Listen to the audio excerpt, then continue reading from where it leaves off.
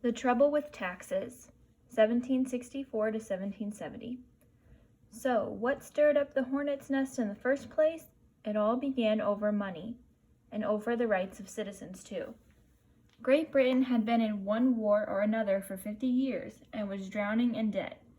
Over in London, Parliament decided that Americans should help out by paying their fair share, and King George agreed. After all, Great Britain had spent plenty of money fighting in America for the good of the colonies. The Crown was still supporting a British army to help stop Indian attacks on the American frontier. It was Great Britain's right to collect payment.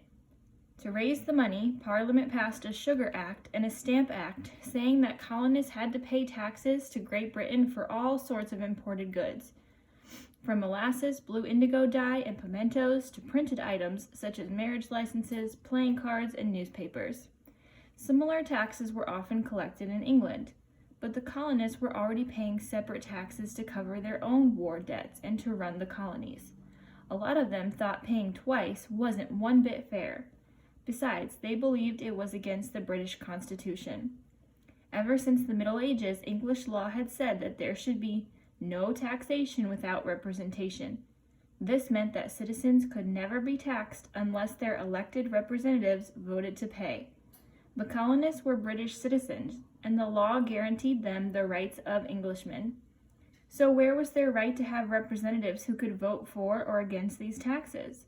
Though many colonists would stay loyal to the Crown and obey its laws no matter what, others argued that Parliament might make them pay even more taxes without their consent.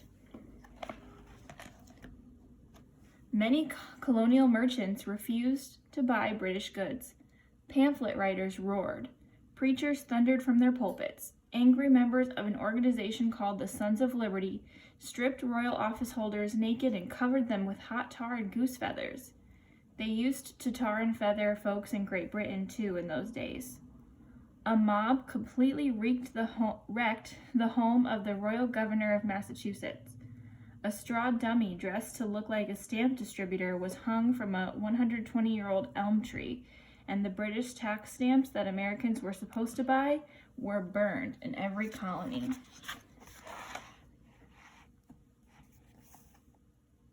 By the time the Stamp Act was supposed to go into effect in November of 1765, flags were being flown at half-mast to mourn the death of liberty.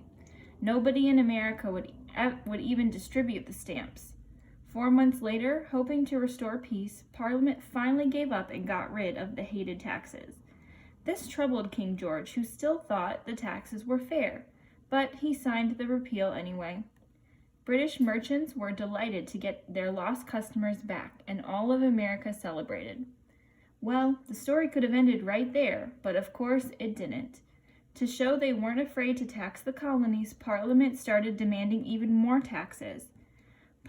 Patriot leaders in Massachusetts and Virginia made polite protests to the king, but politeness didn't help one bit.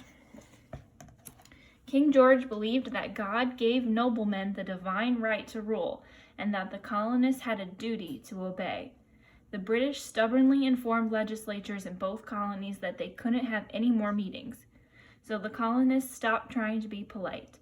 The Virginians, including George Washington, met anyway and banned the sale of all items taxed by Great Britain. Colonists smuggled in untaxed goods from other countries, which was illegal, and they made lots of their own goods instead of buying British ones.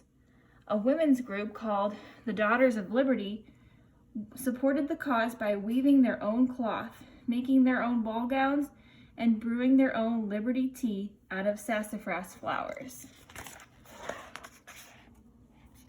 King George was sure that certain gentlemen who pretend to be patriots in Massachusetts were no more than criminals, so he sent a fleet of warships to Boston to make them behave.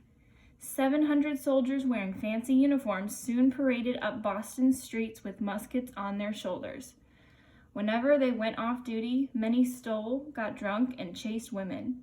Some also infuriated worshippers by purposefully racing horses, beating drums, and gambling under church windows on Sundays. In March 1770, an angry mob of American rowdies started taunting 8 of King George's soldiers, and pelting them with icy snowballs. Then someone threw a lump of wood at a redcoat and knocked him flat. The enraged troops began firing into the crowd, and 5 colonists were killed. Furious Sons of Liberty were quick to label this disaster the Boston Massacre, and it stirred up plenty of anger on both sides.